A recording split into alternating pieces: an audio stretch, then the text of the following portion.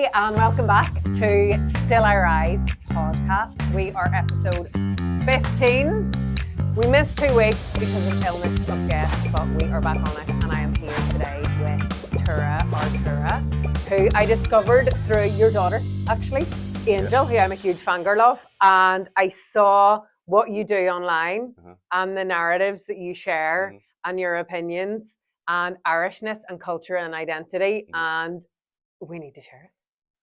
Yeah, I think connecting is really important.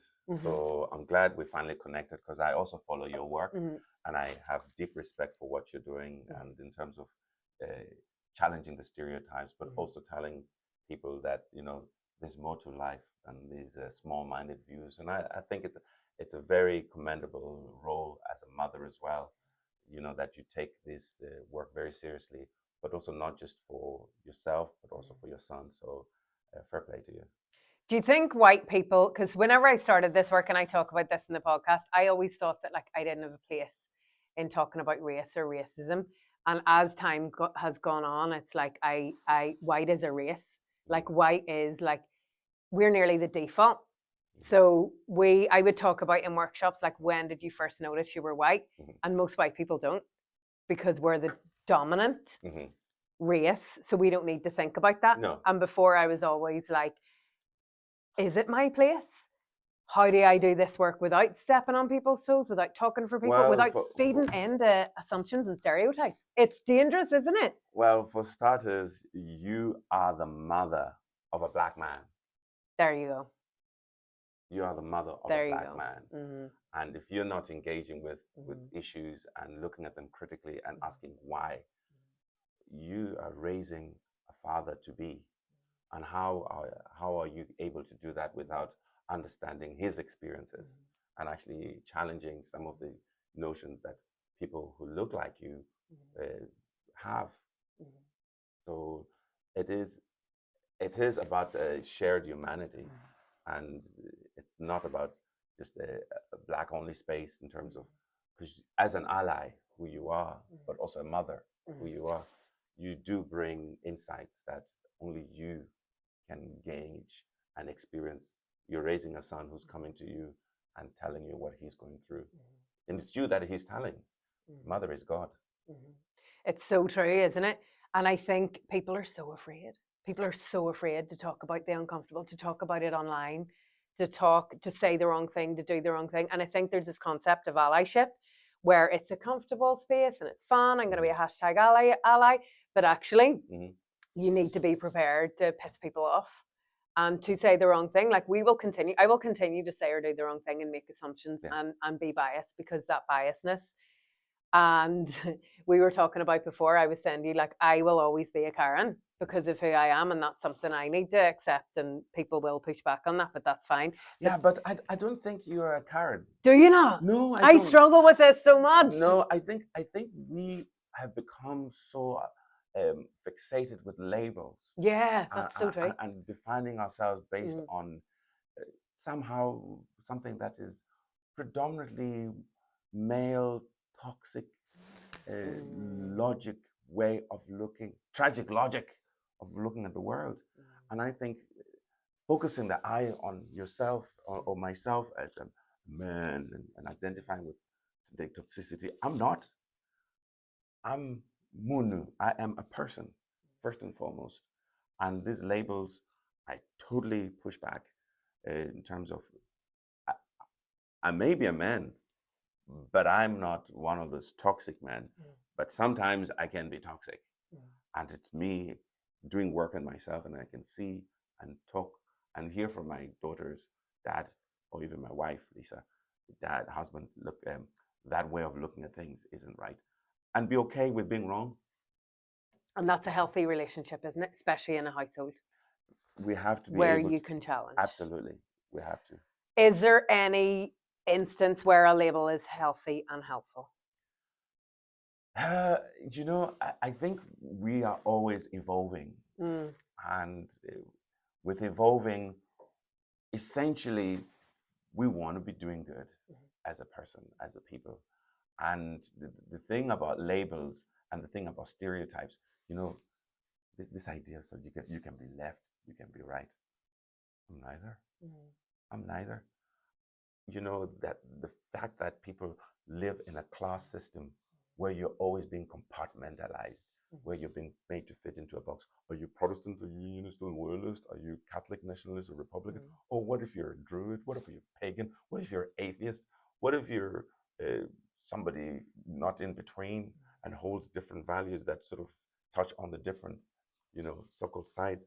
And I think it's a distraction. It's real distraction where we always are being forced to choose a side. And it's not about choosing sides. It's about choosing our humanity. So do you find, you've been in Belfast in the north of Ireland for 33 years, isn't it? I would like to say I've been in Erin for 33 years. In Erin. There you go. You have. Yeah. Yeah, in Erin. Do you find, because our whole society, for as long as I've lived, and long before that, is built on sides. That's how it works here. Do you not find that? This edifice that we call Northern Ireland. Yeah. It's a really weird place, isn't it? Well, a great place. It's an amazing place. Oh, it's the place where literacy. It's bananas. Do you know literacy was invented in this little patch Go on. of land? Go on, tell us more about literacy, the democratization of literacy was designed on this island. There would not be punctuation without. Tell me more. I don't know this. Well, go on. We're here for an education. We have been predominantly brainwashed in an educational system that is colonial based. We call it Mion Collignac in Gaelic, a colonial mindset. Is that what that translates as literally? Because Gaelic is very, it's beautiful how it's translated. You know, Irish as an ancient language, as the oldest written language, vernacular written language. Irish, when the rest of Europe went into the period where they were ruled by Moors, Ireland had this burgeoning tradition of monasteries. So literacy up in the north down a place called Villa, which means my home. But Villa is also an ancient pagan tree, pagan worshipping tree. Yeah. Villa, like my villa. You know? Yeah, exactly, like Love Island, like in the villa. They've ruined that word too. It's great, isn't it? It is. It's cool. And speaking Irish makes you understand the world much deeper. So if you're not speaking Irish, you're only scratching on the surface, and you're not experiencing the full aroma and senses of being in Ireland. I mean, like Saint Finian, who built the monastery in North Down, a place called Newtownards, Movilla, he is known to have been one of the most important people in building literacy. So, for example, separating words, like words used to be joined together. So the Irish monastery tradition, led by Saint Finian, and they started separating the words and capital letters, punctuation.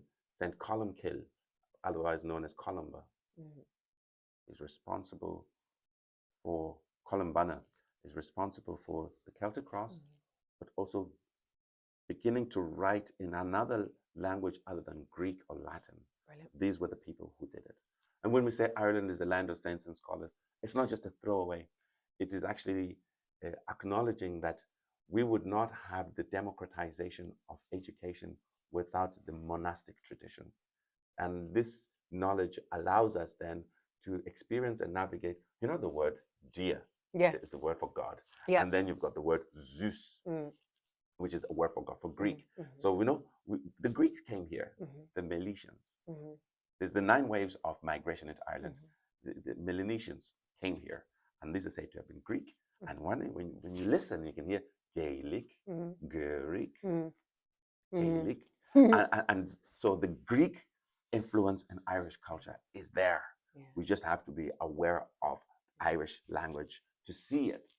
You know, so we have words like J, which is God, Zeus, which is Jesus, Jesus, Jesus, Jesus. Jesus. Jesus. Jesus, it's what half of Ireland says, like all day, every day. But when did you start learning Irish? When I was 33. Okay. I started learning Irish. So tus me mo chuj gwelga na rave me Tres trocha blian when I was 33. And what? Why? Why not? Yeah. You know, you come to a country, everything is originally created, the cadences, the sounds, and everything. My grandmother said to me, actually, when I was coming here, now you're going to another country, they speak another language. Make sure you learn their language, their poetry, their art, participate in their dance, participate in their arts, and experience life in their terms. Only then will you truly be accepted, but will you understand the land deeper? And do you feel accepted here? I think having gone full circle, so I've done the whole integration piece, like, you know. Yeah, I'm sure you have. I have. I don't doubt that. I have integrated, like integrated into both, and I say both, I mean PUL and CNR, Protestant Unionist Loyalist, Catholic Nationalist Republican, and Gaelic community, the Irish-speaking community, the Angel, Dinan Angel. So I'm inside the belly of the cultures. Who's the best crack? Truths. The people who are free and are clear about where they are. There you go. Who they are. And is that common, do you think? Is that hard to find? I think once you scratch a certain surface and you're there, you're there. Yeah. You're there. And you can't really find it until you actually are free from the colonial narrative that has this place on a grip, on a chokehold. Yeah. And you to really know, you have to scratch the surface, and then you be amongst, you know, the word be is a Gaelic word. Is it? Yeah. Be me, be in myself. Yeah. You know, and the way people speak in Belfast by using be, it's the Gaelic speaking. Like what about you? People speak in Hibernian English. So people don't know when they're using Irish. And that is the sad thing. Yeah. That we don't know the language that is the language that the meaning of this whole place is derived from. We're disconnected from the wisdom of the ancestors. Yeah. And that's really sad.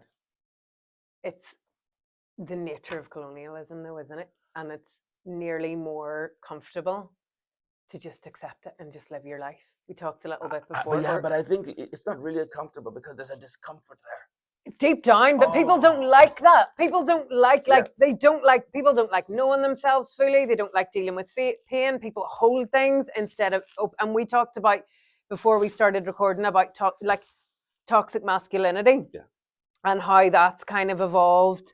And people are afraid, like what I see anyway, is that people are afraid of calling it out. They don't know what to do, so they just don't say anything. I'm afraid of talking to my son, who's preteen, about toxic masculinity. It makes me really uncomfortable because I don't know.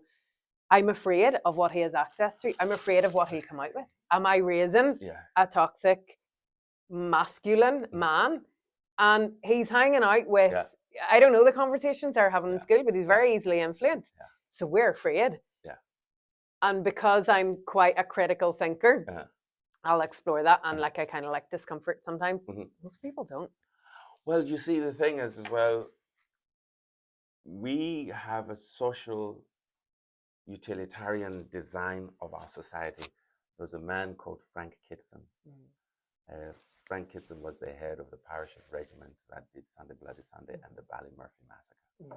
Frank Kitson was a military theorist, and he served in Malaysia during the fight for independence, and then he went to Kenya, where he ran concentration camps in Kenya and did absolutely war crimes there, hideous things. And then he came to the north of Ireland when the Troubles broke out. But Frank Kitson is a military strategist where he wrote in minute detail how to design a society that is colonized and is in the process of revolt by the natives. How to create what he called the 5 gangs, create an environment that allows for the management of that type of state led, like Northern Ireland. So Northern Ireland is designed along colonial, militaristic, police state, almost to the minute detail of being surveillance. You know, you see journalists being surveilled. You see how things are managed within the court system, how things are managed by the BBC. It's all a farce, and it's based on a concept that he built. But he built upon this concept that had been developed by other people who had built sort of how to control society. So, state management, social engineering. So 5 gangs, low-intensity operations. Low-intensity operations are used on the Palestinians by the Israelis. The Israelis were trained by RUC men and British SAS.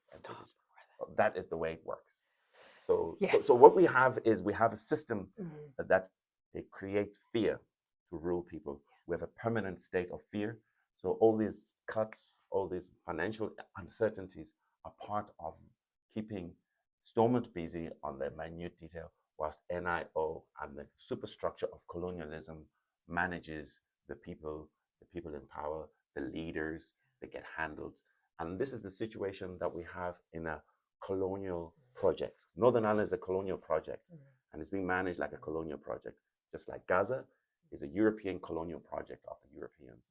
And this is how South Africa, Cape Town, Rhodesia, Malaysia, all these countries, you hear the names? Malaysia, Rhodesia, they're all concepts which allow for British imperialism to thrive regardless of its activities. So when I went to that point was because we are not really free in there. We are not free in there. We are still being dictated to by people who are spiritually malnourished and morally void. They lack Ubuntu, the essence of humanity. Yet they dictate how to be human when they don't have the credentials. 100%. That's what I was going to say, that it is a global playbook, nearly, this colonialism that this person has set up. It's really, This person, it's a group of families. What's the name of the guy that you said came here? Kitson? Frank Kitson. Frank Kitson. Yeah. I need to know more about him. Frank Kitson died a couple of years ago, but Frank Kitson is responsible for the most hideous war criminal things that have happened. The massacres that have happened in the north of Ireland have been because of people like him. Even the genocide that happened in Kenya were because of him. Now, the people that he was doing this work for are essentially the crown. At some point, we have to be honest as people. We cannot allow perpetrators of war crimes to litigate themselves. 100%. That's what we have. So is freedom of head and heart possible? Yeah. How do you go about it? One has to accept the lived... You checking your emails? No. No, I'm looking at the queue here because I didn't write that question down, so... I knew we'd go off pace. Because I know you, I knew we'd go off pace. We're not going to touch on any of these. Forget the prep. We'll go off pace. So your question is, can you be free? Is freedom possible when we live in a colonized world, essentially, really? Yeah, I mean, we are all victims of a colonial superstructure. Yeah. And the ultimate truth is that we have to accept and claim the languages of our heritage. And that's where this beginning of liberating yourself and know the history of that language and your people is essential. Without that, we cannot be true assimilators of our ancestors' heritage. And there has been a shift. Before, when we were growing up, being Irish was a bit like, I find it a bit embarrassing, being Irish. That's how it's designed. Yeah. Now, it's kind of cool to be Irish. Oh. And I see now, I was talking to someone the other day about, we were talking about the clad earrings, and you can share what you shared with me when you saw me first this morning. They were like, oh, he was sending it, I can't even remember, but he was sending it over to mates in England. And I was like, either taking our beautiful part. They want to take the best part. This is our culture. And it's great because it's cool to speak Irish. It's cool to wear claddagh. It's trend. And being Irish now is being celebrated. So I feel like there is, like my son's on day like 278 streak of learning Gaelic in Duolingo class. He speaks more Gaelic than anyone in out of our siblings, and he's a black boy in Ireland, so in a place where he doesn't look Irish, and yet look at this. So it is cool, I think. The liberation. Do you think there's a move towards liberation in recent years? Claiming Irish, claiming your heritage, understanding what Bell Thirster means, mouth of the River Farset, understanding the meanings of the places around you, Movella, my home, Mowala, understanding the meaning of the name you have inherited, the origins of the name, speaking to the 9, 10 migrations that have come on this rock in the middle of Ireland, and not knowing, even the British UDR, they use an Irish slogan, Far and Ballach. Right. Yeah, they have their motto. Their motto is a Gaelic word. If you look far enough, most people spoke Irish. But that shame of Irish is part of the colonial design. It's how colonialists designed the experience. In fact, you'll even find people hating their language, hating themselves. That's how colonialism works. But people in Ireland are experiencing a revolution. I call it the cultural revolution. Well, from the merry months of May, from me home I started. Even if it's not about speaking Gaelic or Irish, it's about celebrating Irishness, and Hibernia English. The influence of Irish people on England, on the world, is celebrated. And, it's about reclaiming your identity. So even though I celebrate Irish culture, it's Afrikaner man. I'm African man. And I'm never going to lose that part of my history and heritage. I know my ancestors, I know my heritage, but I'm in Ireland and I seek to understand and know your heritage, the history of the people. And that enriches me. It enriches my understanding. It gives me another way of looking at the situations here and the experiences here. It liberates my understanding of the experience and experiences. I look deeper into what is happening. So if I meet a guy called Alistair, I say, what happened to the Mac? And here, so identity. This is what you talk about loads. And I feel like, so when we were growing up, you didn't talk about your identity. Like I would work with groups of adults and you're like, tell me about your identity. And they're like, don't know. And people struggle with it. And I struggled with it. What's your identity? I say I'm half man, half woman. Right. My mother's a woman, my father's a man. There you go. And I am wholly multifaceted human being. You are. Yeah. And somebody said to me, oh, Tura, you're prolific. And I said, yeah, I'll take that. Yeah. And the truth is, the Greek gods were borrowed from Africa. Aristotle was educated in Africa. So the origin of European philosophy is Africa. It just gets altered. Pythagoras was educated in Africa. Plato was educated in Africa. Socrates, all these people, because Africa was the center of knowledge. So when we decolonize education and learning, we can begin to understand who we are, how we are. So I don't know why I went to that, but your question, what'd you say? What's your identity? I'm multifaceted. And rather than sticking to one, strand, I know I am a Nguni man, my Nguni tradition. This year, the Nguni are found in the southern tip of South Africa, right up to Congo. You can find this in Mozambique, Malawi, Zimbabwe, in Zambia, in Namibia. We are everywhere, the Nguni people. So in reclaiming my identity, I know my patriarchal, I know my matriarchal lineage. I know the women from my patriarchy side, I know the women from my matriarchal side, and I celebrate them. The men, I celebrate them. I know who I am from that aspect, but I also know the male figures in my life who have influenced me. My father-in-law, Jack, is one of the best men I know, Jack Kerr.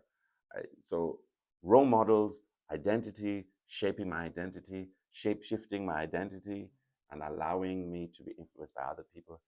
So it's Gael Misha, the Gaelic Mochri. It's Gaelic Mochanga Tuchish Foster. It's my language as well, Irish, and Shanos dancing is my language, dance as well, singing. my African tradition, and I'm not allowing anybody to tell me who I am. I design myself, and I speak out who I am. I procreate myself. I create myself into existence by what I say about who I am. I'm not allowing anybody to define me. I guess that is freedom. That is freedom, isn't it? And you're still you're surrounded by women. So your wife and 3 daughters. That's where the real power is. Isn't it? Yeah. Isn't it? Yeah. How do you find raising young women and girls here with where we are in amazing Belfast? Yeah, extraordinary Belfast. Well, you see, Belfast has amazing women like Marianne McCracken, like, Carney, you've got Grania Newell, you've got Breda, who was born in Carlingford. Well, you told me what Breda means, didn't you, last time we spoke? Breda, yeah. So you know. What was Breda again? Remind me. Bre is meaning. That's it. There is God. That was it. Breda. Because St. Bridget's then is derived from that. That's where it came from. That's why we started. Yes, and I think knowing about St. Bridget's and knowing who she was, it's not just a Saint Bridget. She's a goddess. She's a breeder. She's matriarch, matrix, matriarch. The importance of women such as Breda and acknowledging and understanding the influence and impact they have on our social consciousness and our spiritual consciousness is very important. Breda, Brie, with the sounds where Brie, better to give birth, Brie, to breathe, to breathe. But, Yeah, I'll tell you a really not fun fact. Tell me. I went to the PSNI a couple of months ago about a real racist woman in a space, and she was called Breda. Yeah, I mean, I mean, it's just interesting, isn't it? The meaning of names and like the polarities that exist. Yeah. Because people, I think, who are overtly, problematically racist, fascist, anti-immigrant, anti-Muslim, anti-anything that isn't them. Predominantly. There's a real issue there in terms of there's a brokenness. Yes. Isn't there, I think? Well, also, I think there's a profound guilt. Yeah. Where does that hate come from? Because it's learned. And it fascinates me because the more I know, the more I experience, the more it's like, but why? Why would you come out with something like that to someone? What's going on? Do you know what I mean? Yeah. The profound sadness and being utterly bereft. And the sadness that comes from memories of what it takes somebody to do something hideous on another person, what they have to do. From experience, if somebody's going to do something bad to you, they need to convince themselves that you don't deserve any love and compassion or humanity. So they convince themselves that you are this monster, that you are a cockroach. The language they use when they're about to nuke people or to mass bomb people is they just dehumanizing, isn't it? First of all, they're dehumanizing. 100%. Yeah. But really, the thing is they're dehumanizing themselves because a part of the thing that makes you love your neighbor as you love yourself dies. It has to die. And something else has to come on top of that allows one to, with impunity, be the devil. So how do you fix that? Yeah, it's not my job. It's not my job either. And we talked about that as well. Like, we should have recorded. It was like, I'm not going to waste my time in spaces where they don't, and nor should I. But sometimes, like, if we do something, like, I can't be arsed. But then equally, it's like, well, if I want to create some kind of inclusive society space, I don't need to influence you. I don't need to influence my mates. I don't need to influence people who agree with me. Yeah. I need to influence the I don't need to influence nobody. There you go. I am not here to do a job of fixing whatever, because the truth of the matter is I have gifts, I have talents, I have things that make me happy, joyful things, and things that I enjoy in life. And I want to do those things with people who I don't have to do tries to work to convince nobody. If you don't want me in your spaces, just get out. Yeah. You just keep me out of your spaces. I don't even want to be in your spaces. I just been in places where I can flourish. Yeah. And other people can flourish with me. And where do you flourish? I flourish best amongst people who are in search of wisdom and in celebration of our shared humanity and compassion, and share our knowledge, experiences, and explore in a critical, loving, respectful way the potential that is this life. Which is not common. Like, people don't know what that is, I don't think. Yes, but there's a lot of sheeple. And it's so necessary. There's a lot of sheeple. 100%. It's mostly sheeple, isn't it? It is, and the thing is, that's how the aristocracy and the people who are the elite stay elite, by keeping people. It's mushroom season. Feed them shite and keep them in the dark. Yeah, that's it. Unless you're taking magic mushrooms. Yeah, exactly. Unless you're taking a certain type of mushrooms, Tura. That's so true. And then what do you do? So what do you actually do? Because whenever I thought about, Tura Arutura, you're never going to be put in a box. I don't think I'll get an answer for this. But if you had a bio, what's your bio? You're a storyteller, aren't you? I think we are all storytellers. We all have it in us, but not all of us are storytellers. Well, I think. I feel that everybody has a story to tell. 100%. And our life is a manifestation of those stories. So what stories are we telling when we open our mouths? Including what stories do we tell ourselves? To go to your point about the people who really have dehumanized themselves. Yeah. What stories are they telling them? So everyone has stories, but they don't always tell them. Well, they tell them by the way they be. Their actions tell them. Yeah. They, because who you're being is your story, and whether it's projecting your story. And who we are being is who the life around us manifests. Yeah, it's so true, isn't it? What do you do in your downtime? Because like I know that online it's like the highlight reel.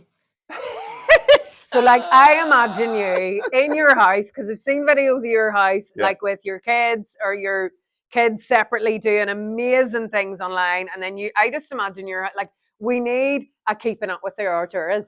Because I imagine you, or is it calm? Is that your calm space, or do you sea swim? I imagine you sea swim. Oh, we do sea swim, and that's courtesy of Angel. Angel loves sea swimming. Yeah. So we do that. But my I'm gonna get shot for this. My brother-in-law is my wife's cousin, is the chief Coast Guard. Coast Guard. His name is Shane Neal.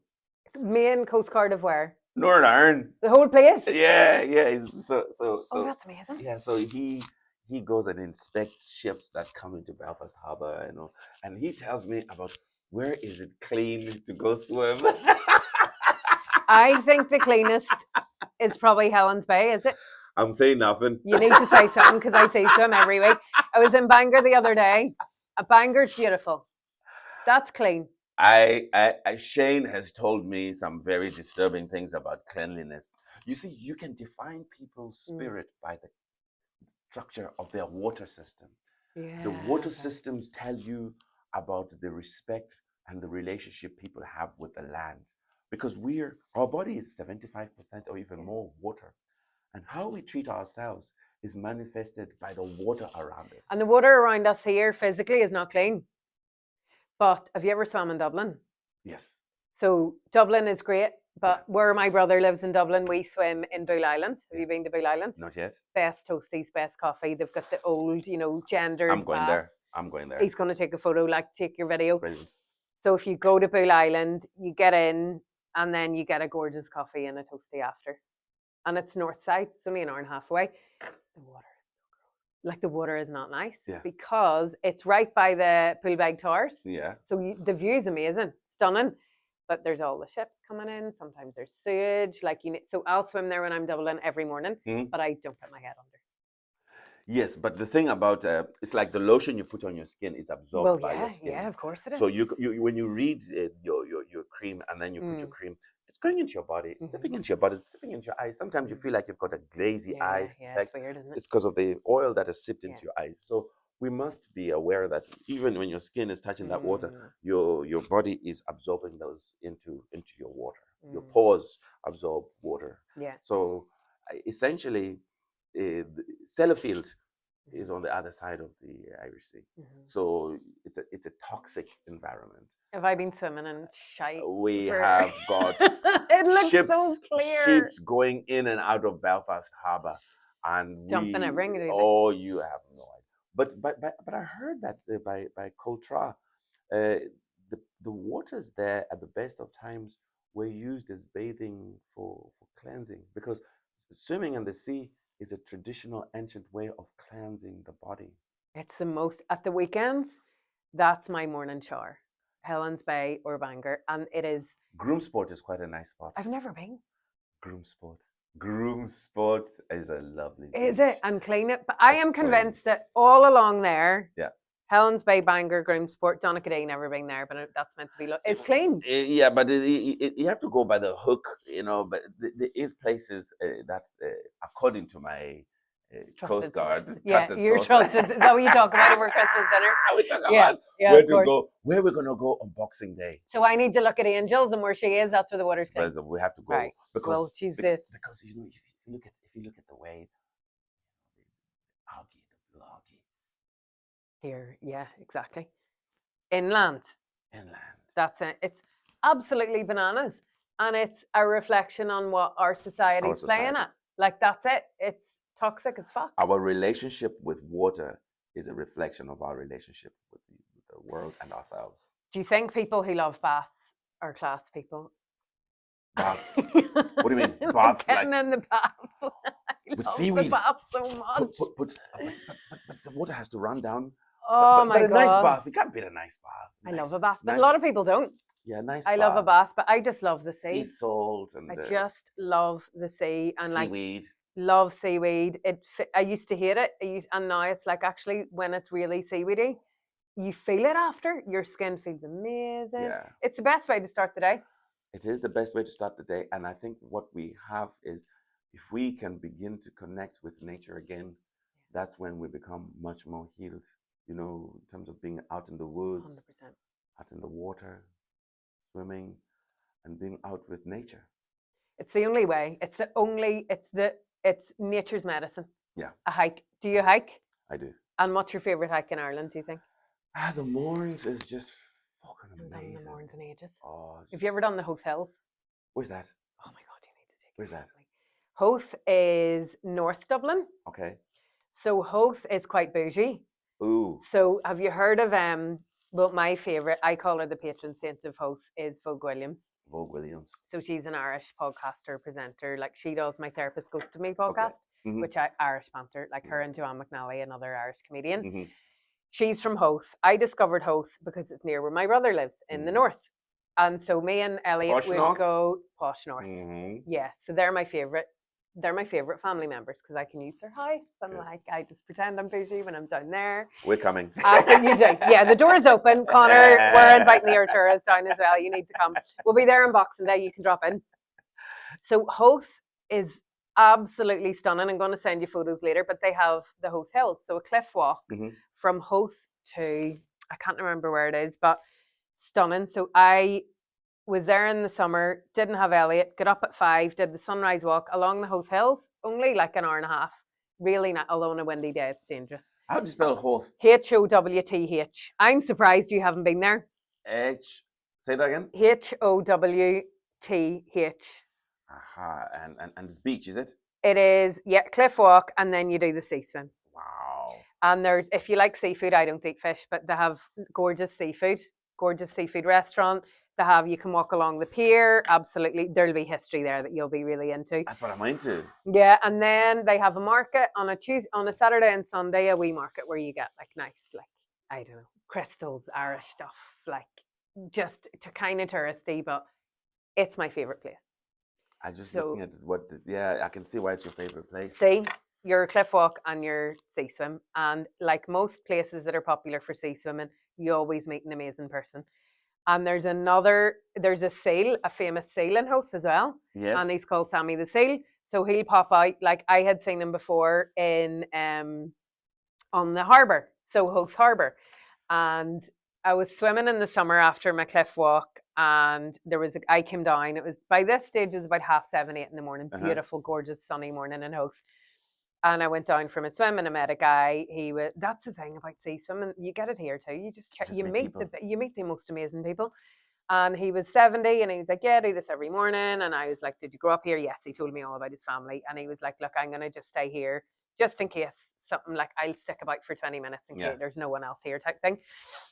And so that was grand. And I was in the water and Howth on the beach. I can't remember the name of the beach, but you'll find it. Really stony, and you can swim out. I generally don't swim out because I always do it on my own. And he started waving and he was like pointing and waving, and I was like, what? I got a bit panicky and was like, what the fuck's going on? Turn around and Sammy the Seal was about 2 meters away from me. It was amazing. Wow. And I was like, oh my God, it's a pup. Like, they're like puppies, aren't they? Yes. They're also quite strong, and they're wild animals. Yes. So I was like, holy shit, do I stay? Do I not?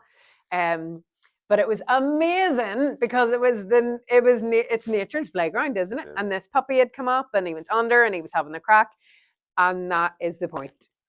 Isn't that the point? It's being with nature and just being in sync, and just having that experience of just being one. Because birds, they fly, they do their thing, and nobody tells them, oh, you do this, you do this. They just respond because that is the way of the universe. And the most natural thing in the world is migration. And yet. and I think the whole migration thing is a toxic instrument that is used throughout history by political parties to deflect. And the fact is, migration is how people got onto these rocks in the middle of the Atlantic. The fact is, there's been 9 migrations. The fact is, the most people who are anti-migration, I was listening to this guy called Jonathan Berkeley, and he's so anti-migration, but his ancestors migrated from somewhere. Berkeley's not an Irish name. You know what I mean? Like, there's people who came here with Oliver Cromwell and Chester and Hamiltons to set up the plantations. They migrated here. They were not born. It's like over a few generations ago. Like 1600 is not that far away. It's too critical for people. Are just afraid. Like, that's it. And as you say, it is a distraction. Like, all these people are just watching City West riots the other day, pre-planned, premeditated, a random excuse for kicking off. Yeah, I mean, if people are triggered to the point where they have to group all Black immigrants and just group all immigrants, there's immigrants. You just look at your own self. You're also an immigrant. Farage is a French name. Farage. It's a mirage. Farage's whole rhetoric is a mirage. And the whole thing is that the people who seem to be so anti-migration are themselves predominantly migrants. Like that woman, Suella Braverman. Oh, she's a migrant. Yeah, 100%. Yeah. Berkeley, Jonathan Berkeley of the DUP, his ancestors are migrants. Ní Gaelic Ega, he doesn't speak Irish. If he was from here, he would be speaking Irish. So I find that these are distractions to turn attention to other people, more vulnerable people, and whip up fear and hatred so that they can capitalize on people's vulnerabilities. That's it, isn't it? Like, that is exactly it. It's so wild. Tura, that was amazing. Yeah, that's. We didn't do any of the pre-planned questions. Yeah, that's why I kept Is there any you want to answer? Wow. What I didn't even send you before. So you've like, whenever I do research, and I do it it's quite egotistical, because I'm like, I don't want to run out of conversation. So I have a backup. Okay. The most brilliant things to watch are natural conversations.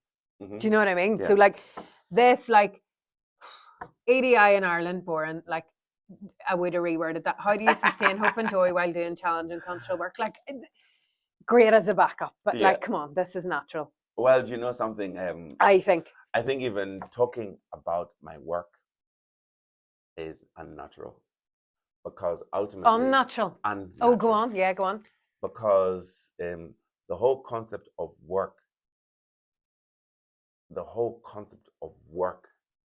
where you sell your time for a particular price and value is given to your time.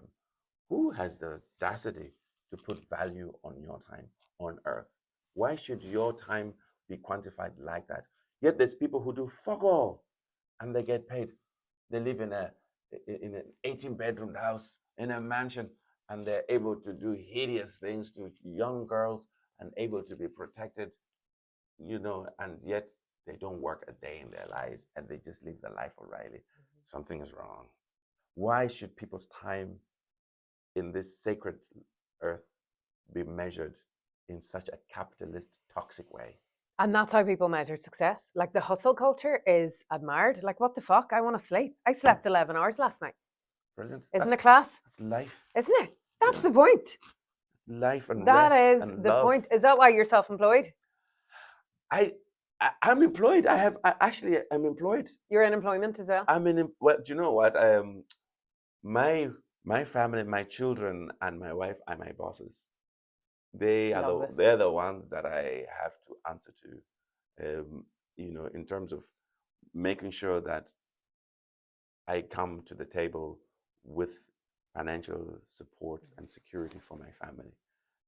They're my employers. They're my biggest motivators to do what I do.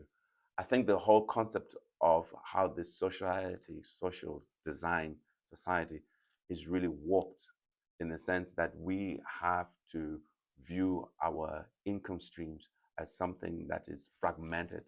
We should have perpetual income streams from our talents constantly, without having to sell our time in a way that is almost like a glorified slave. Yeah. I was listening to a podcast, I can't remember which one, but it was all about like the concept of success and wealth. And I would say that I'm not financially rich, but I am so wealthy because I have a wealth of community. I have a wealth of nature around me. I have access to things. I can get in the sea. And for me, that's how I want to live. I'd be like, I would, obviously money brings comfort. I know that. And it does make life a bit easier. Mm-hmm.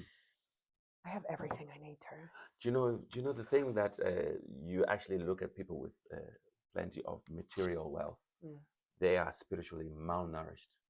I can tell you, people, there's a politician who's going through the courts for what he did to his daughter and his niece. That man is malnourished. And people claim to be Christians, and they say, oh my God. Or they claim to be Muslim. It's weaponizing Christianity. Come on. It's using Christianity and using, You know, Limbeck, Jesus Limbeck was the name of the slave ship that Queen Elizabeth I commissioned to start Britain's role to becoming the greatest, biggest slave trading country. It was called Jesus Limbeck. Of course. It's called Jesus. The good people doing the good things. There is no way. There's no way. Anybody watching this, there's no way that people who did slavery and colonialism are Christians. There's no way. There is no way that people who do hideous things in the name of religion, whether it's Islam or Christianity, represent that. They don't. They just weaponize it. They weaponize it, and so many of them do. Here, Tura, that was amazing. It was a pleasure.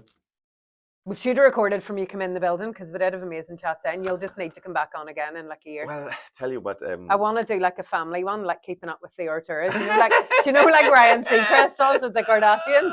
I just want to do that. When I'm more established, I'm going to do that. I'm going to pay you loads as well. And I know monetary wealth isn't your thing, but like, I love money. There you go. It's going to happen. Yeah. It's not a verbal agreement. But I don't love money enough to actually betray my morals. No, there'll be no moral betraying. I'll all be good to be sitting around the table, like the red table with the Artura. Can you imagine that? Well, do you know, money hand, being able to have a family and being able to have food on your table and a roof over your head with all the challenges that other people, including ourselves. I mean, I'm doing a bit of work at the minute with a few organizations, helping them draw up their EDI statements. And in the process of doing the EDI statement, I do an audit. And we have honest conversations about what is happening in their organizations and how they like to transform their organization in terms of the demographics that have changed. No matter what, 8.1% of the population in the north of Ireland is people who were not born here, people who represent the global majority. So we need to actually create spaces that are honest, but our experiences as well, you know, they bring color, they bring wonder, and they bring magic into our lives. And if you are not preparing your business for enabling contribution by others and enabling influence by others, you're losing out. You've lost. Like, you've lost already. Like, once you start tick boxing, you have lost. You're going backwards. It is embedded because people don't understand. So it's great. Like, and I do think having the conversations, that's all that, like, there's no point in finger pointing or scaremongering, but having the honest conversations. And some of the time, it's just good for business. It is good for business to be it's annoying that you have to say that. But like, sometimes to speak their language, it's like, go and do it and say. Have you seen absenteeism within like the PSNI? Yeah. Of this or job turnover, like, I mean, PSNI is of course, the absenteeism, even in corporate. Of course. Creating spaces that are good for women. That violence in Dublin happened because of the poor girl that was violated. God help her, like. God help her, but God help all the men. So how many of the men that were in the far right riots here were arrested previously for domestic violence? 80% or more. Correct me if I'm wrong. It's not about the women and girls, because they would be protecting the family of this poor girl who was assaulted. Do you think that's what that girl wants? No. And this guy, violence, who wasn't even staying in City West, and I'm using that as an example because that's this week's motherfuckery. Yeah. But God knows what will be next week. But I think it's violence against women and girls, like, and it's not immigrants. No. Sorry, but look at the stats. It's local men and partners. Can I tell you what actually happened was Henry VIII murdered his wives. And then, because he couldn't divorce his wives, he left the Catholic Church. They were Catholics before that. They were all part of the Catholic Church. Catholic means universal. So Henry VIII made himself the head of a church so that he could do what he wanted with him at the head. So he was no longer answerable to the Pope. So he divorced the wives and killed them. And then he had a daughter with Anne Boleyn.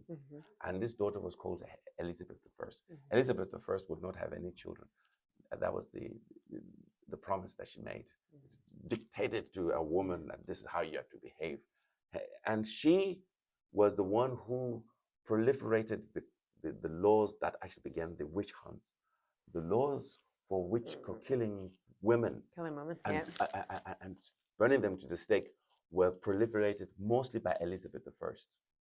And she was angry. And she took Britain then into the slave trade, the transatlantic slave trade. So once you do the women, once you destroy your women in your society, then everybody else is game. Look at all the countries that oppress women. They don't have any respect for themselves or for the world around them.